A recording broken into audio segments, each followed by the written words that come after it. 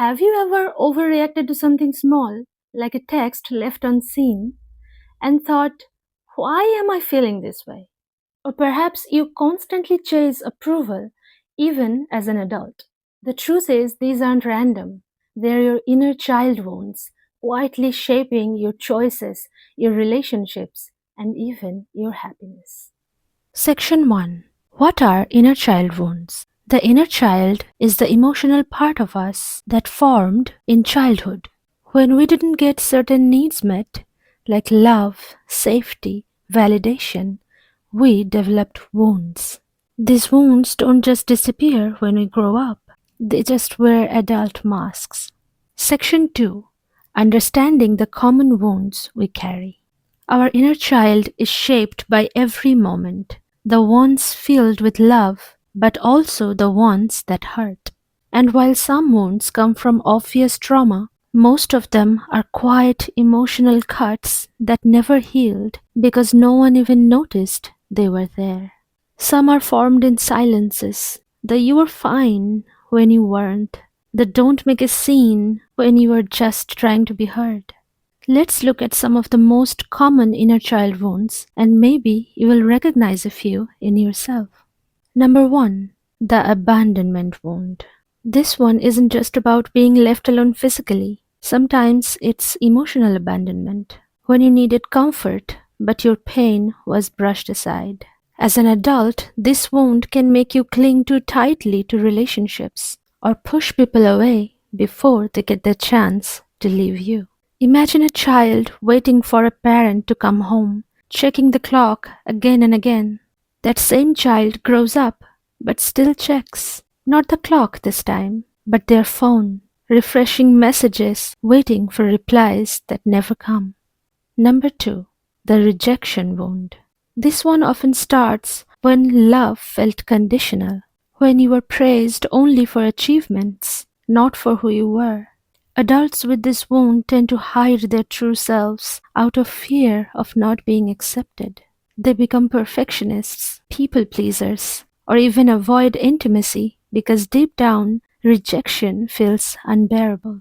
For example, saying yes when you want to say no, just to avoid conflict. Sometimes they're the ones who say, I don't need anyone, when in truth, they're terrified no one would stay if they saw the real them. Sometimes rejection wounds also cause self-rejection, that inner voice that says, don't even try, you will fail anyway. It's not that you're lazy or scared of effort. It's that your inner child learned that trying and failing hurt too much. Number 3. The control wound. Some children grew up in chaotic homes, where adults' moods were unpredictable, and peace depended on walking on eggshells. These kids learned that control equals safety. So as adults, they micromanage their lives, their partners, even their emotions. They might struggle to relax because letting go feels dangerous. But behind that need to control everything is a scared inner child whispering, if I stop managing everything, something bad will happen. Control wounds often create burnout, anxiety, and even resentment because you end up carrying everything alone just to feel safe. Number 4. The unseen or invisible wound. This is one of the most silent and painful wounds. It's when you grew up being overlooked, your feelings dismissed, your voice ignored, or your achievements minimized. You start believing you have to shrink yourself to be loved.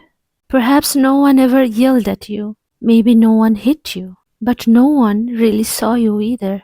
You blended in, behaved, and tried not to be a burden.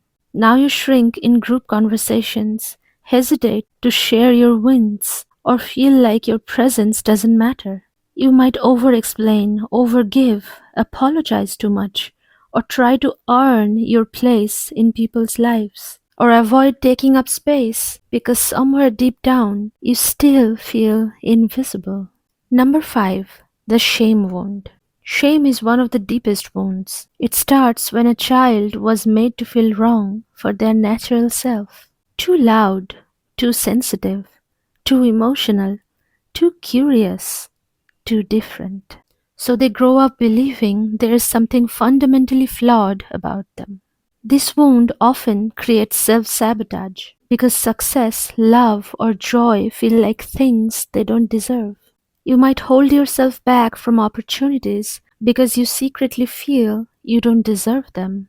You might chase people who treat you poorly because their behavior matches your internal belief. This is the love I deserve.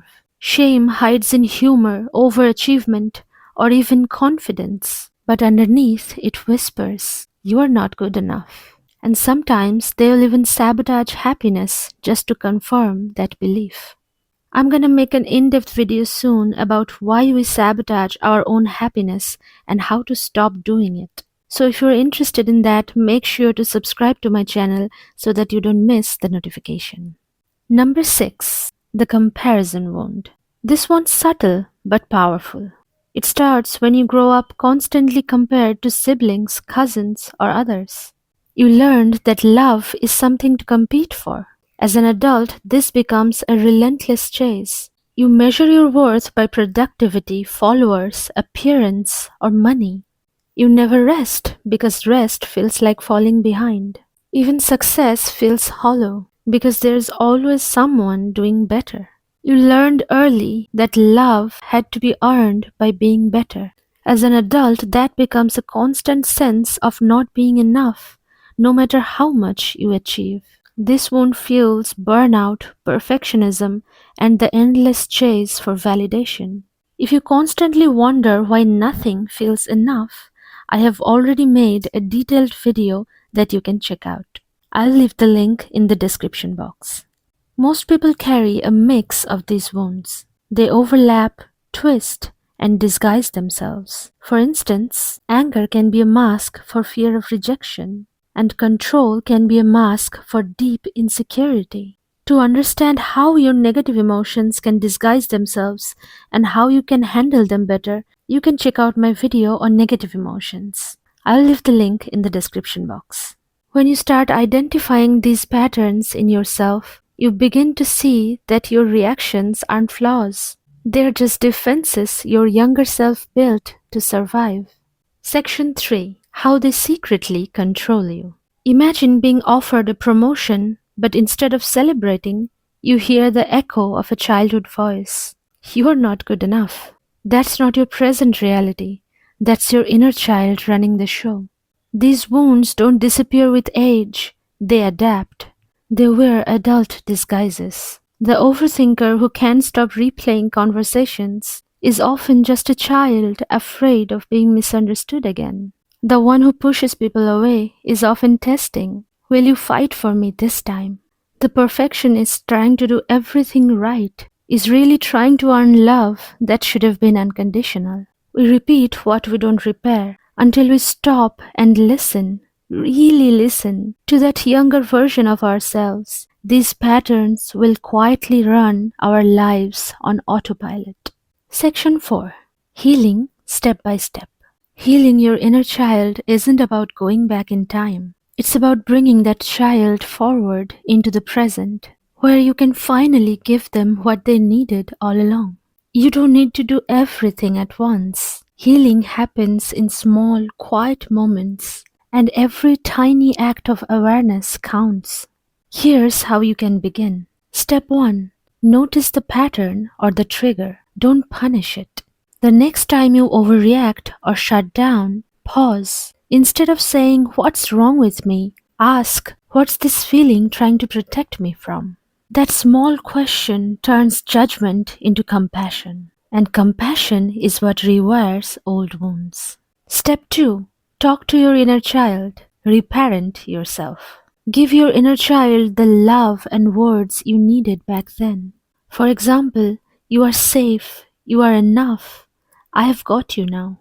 This might feel strange at first, but it's powerful. You can visualize them or even write a letter. Tell them, "I see you now. You don't have to earn love anymore. You are more than enough to me. I love you just as you are." Step 3. Set gentle boundaries. Boundaries aren't walls, they are doors with locks. They protect the safety your inner child never had. Say no to toxic people and situations that threaten the safety of your inner child. When you say no kindly but firmly, you're telling that child, you're safe with me now. Step 4. Feel without fear. When an emotion rises, sadness, anger, fear, instead of escaping it, place a hand on your heart and say, I am here.